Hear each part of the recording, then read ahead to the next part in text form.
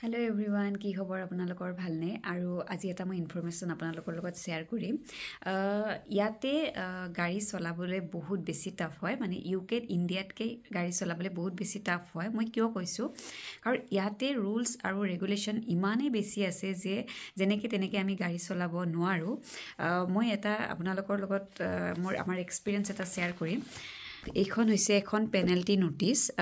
যিখন আমাৰ গাড়ীখন বাছ লেনত গৈছিলে কাৰণে আমালৈকে এনেকে পেনাল্টি চাৰ্জ নোটিছ আহিছে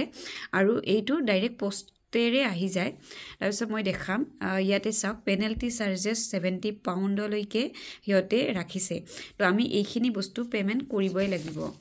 আৰু যদি আপোনালোকে চাই ইয়াতে ফটোগ্ৰাফিক এভিডেন্স দি দিছে যে এয়া বাছ লেনেৰে গাড়ীখন গৈছিলে কাৰণে আমাৰ এইটো চাৰ্জ হৈছে তো আপুনি ভাবক কিমান বেছি টাফ হয় যেতিয়া গাড়ী এখন চলাও বাহিৰত কিনি বস্তু জানিব লাগিব সকলো ৰুলছ জানিব লাগিব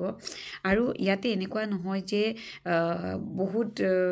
বহুত বেছি গাড়ী বহুত বেছি ফ্ৰী থাকে এনেকুৱা নহয় পুৰা খালী এৰিয়া থাকে তথাপিও মানে গাড়ীখন চলাম বুলি ভাবিলে আমি 100 বাৰ কথা ভাবিব লাগিব কাৰণ ইয়াতে ৰুলছবোৰ বহুত বেছি আছে আৰু বহুত বেছি ফলো কৰিবই লাগিব আমি ইয়াতে কিন্তু আমি যদি ইণ্ডিয়াত গাড়ীখন চলাও কোনো ৰুলছ নামানে যিমান ৰুলছ দিলেও সাগে ৰুলছবোৰ নামানে আৰু সেই কাৰণে বহুত বেছি দুৰ্ঘটনাবোৰ হয় কিন্তু ইয়াতে হেইটো কাৰণতে দুৰ্ঘটনাবোৰ অকমান কম হয় যেন লাগে কাৰণ সকলো ৰুলছ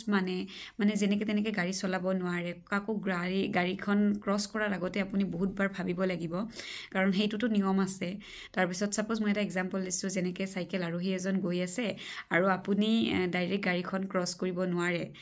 তেখেতে যেতিয়া আপোনাৰ পাৰমিশন টাইপ দিব তেতিয়াহে আপুনি যাব পাৰিব তো প্ৰায়োৰিটি হলে সাইকেল আৰোহীজনক দিব বা যোনে খোজকাঢ়ি গৈছে হিয়তকো দিব যেতিয়া ক্ৰছ কৰিব ৰোড তো এনেকুৱাবোৰ ৰুলছবোৰ আছে ইয়াতে আৰু ইয়াতে লাইসেন্স পাবলৈ বহুত বেছি টাফ হয় এই কাৰণে কাৰণ বহুত বেছি টেষ্টটো বহুত টাফ হয় প্ৰথমতেটো এটা থিওৰি এক্সাম হয় তাৰ পিছতে প্ৰেক্টিকেল এক্সাম হয়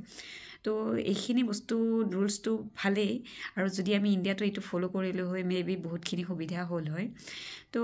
আপোনালোকৰ কেনেকুৱা লাগিল বাৰু এই ৰুলছটো ভাল হয় এনে কেনেকুৱা হয় আৰু এবাৰ আমি এবাৰ পেনাল্টি ভৰিছে যেনেকে আমাৰ স্পীড লিমিট থাকে যে সেইখিনি ঠাইত 30 লিমিটতে আমি চলাব লাগিব কিন্তু আমি সাগে 34 স্পিডত আমি গাড়ীখন চলাইছিলো আৰু সেই কাৰণে আমাৰ তালৈ ডাইৰেক্ট নোটিছ আহি গল যে গাড়ীখন এনেকে ইমান স্পিডত আহিছে আৰু সেইখিনিও এভিডেন্স দি দিছিলে মোৰ তাত বাৰু এতিয়া নাই তো ভাবক কিমান বেছি হিয়তে